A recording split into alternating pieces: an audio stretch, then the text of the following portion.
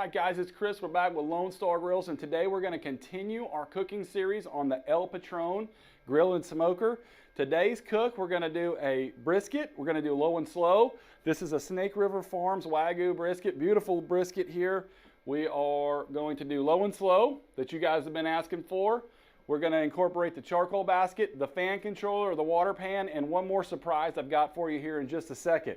Seasoning is very simple. We're going to coarse black pepper, and I've got from our friend here, Neil at the Flat Top King, his Cue That rub. So very simple seasoning here. We're going to season this up. Going to hit this very liberally with that Cue That. We're going to hit all sides. And you don't have to use a Wagyu brisket. This is not what I use all the time. It just happened to be there in the cooler. They had a good deal on them. It's beautiful. All I've done on this is trim off the decal fat. I've left the fat cap on the top. It was fairly even to start with, so I'm not going to mess with that. We're going to hit all the sides. Then we're going to come back with this coarse black pepper and hit that on there pretty heavy.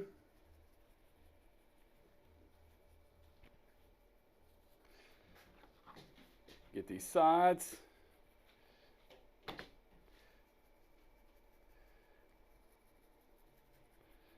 I did trim up the flat there just a little bit. It was a little thin at the very end, so I trimmed that off as well. I squared up this side. There was a little bit of fat hanging off that, but other than that, we're going to do this just as is.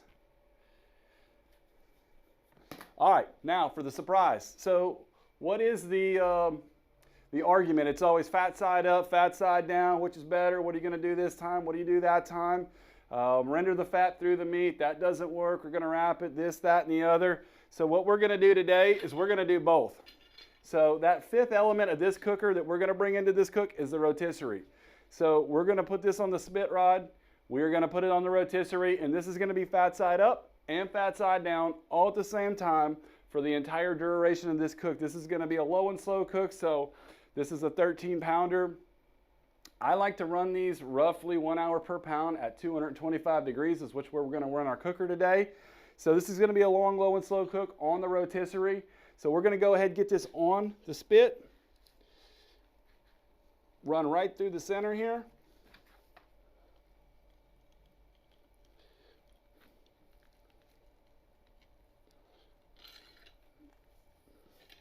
Want to center it up. We're going to use these forks on both ends to secure this in place. Nice and tight. Grab the other one, feed it from this end. Make sure we hit that in the meat so that it's actually holding it in place and not allowing it to spin while we're cooking. So we've got these tightened up here. We'll be back in just a minute. We're going to go out to the cooker. I'll show you how I have that set up for that low and slow cook, how we set that charcoal basket up, where that fan controller goes, and just how we're going to accomplish the rest of this cook. All right, guys, we've got this back out here at the pit. That brisket is dry brined all day. We did that in the morning. It's now almost 5 o'clock, so we're going to let this go out through the night. Pit's at 225. I want to show you how I got this set up. I've got 40 pounds of fuel inside that charcoal basket. I'm using B&B Competition Oak Blend. I've also got 3 splits of this post oak that I'm using. You can use splits, you can use chunks, you can use chips, you can use pellets if you want. It doesn't really matter. Add that to it. I'll show you how I got this set up. So I got the charcoal basket in there going. We lit top corner. Fireboard is now going to take over. We've got the damper shut. So only air that's getting in is coming from our fireboard fan through our fan port. We've got our fireboard controller here, maintaining temp. So the way that works, just like your AC thermostat, that fan comes on and off to give you that air at the right temperature throughout that cook so that fire stays just right where you want it. Set it at 225, at 350, doesn't matter, it'll keep that temperature dialed in. Got the brisket ready to go. I'm gonna show you how you put this on real quick.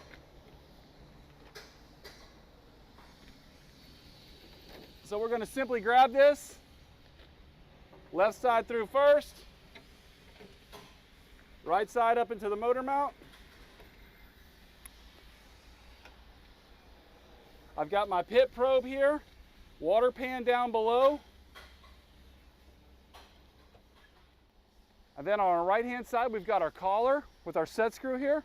We'll simply slide that on.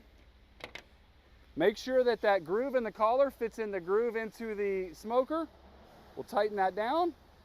And then I also want to show you, we've got these dampers dialed in. So we've got this choke down on the exhaust, choke down on the input. We're treating this just like a Kamado style cooker, a drum smoker, Weber Smoky Mountain, where we regulate the input, regulate the output.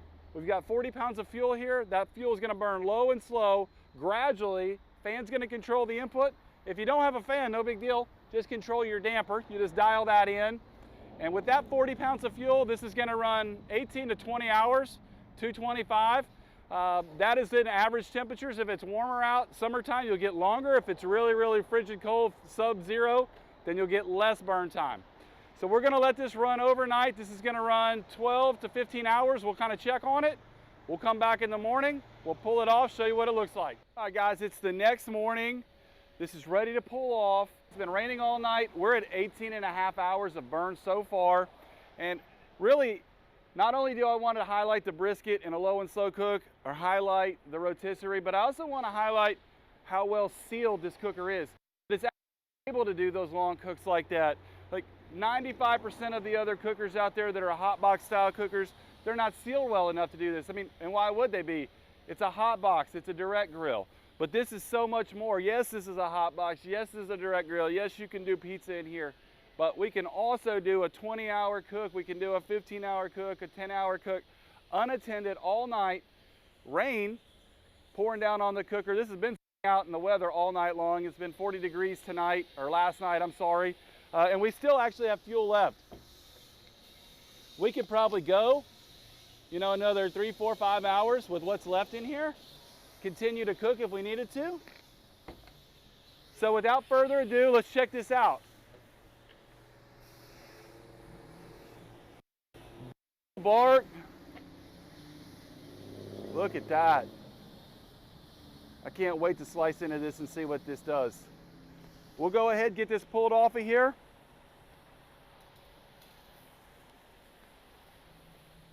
I've already removed the collar on the right hand side, so all we got to do is slide it out.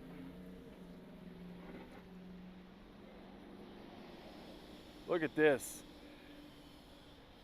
So no wrapping, no basting, no spritzing. This literally basted the entire time in its own rendered fat. So as it spins around and that fat renders, it's literally basting itself all night long. So we're going to go ahead, we're going to take this inside. I'm going to put it in a warming box. We're going to let this rest a couple hours. We'll check back when we slice it up. All right, so we're back. We've let the brisket rest. This is going for about 4 hours. Resting is going to be the most important part on any large cut, like brisket, pork butt, rib roast. This particular one, I don't think I'd do a brisket less than 2 hours letting it rest. Let those juices redistribute. Let it cool down slowly. This was put in a warming box. Another thing to use that's very easy is, instead of a warming box, would be like an ice chest. Throw it in an ice chest, put a towel on top of it, leave it wrapped, let it rest. That's the most important part. The bigger the cut of meat, the longer it needs to rest. So let's get after it. We'll check this out. Look at the bark on that. Absolutely amazing.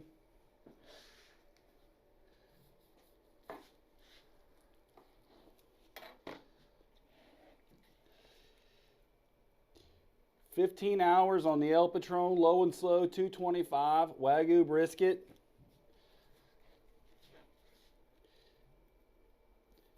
Slice this up. Look at that.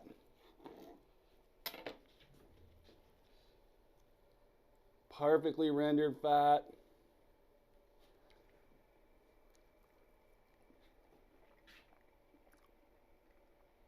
That might be the best brisket bite I've ever had.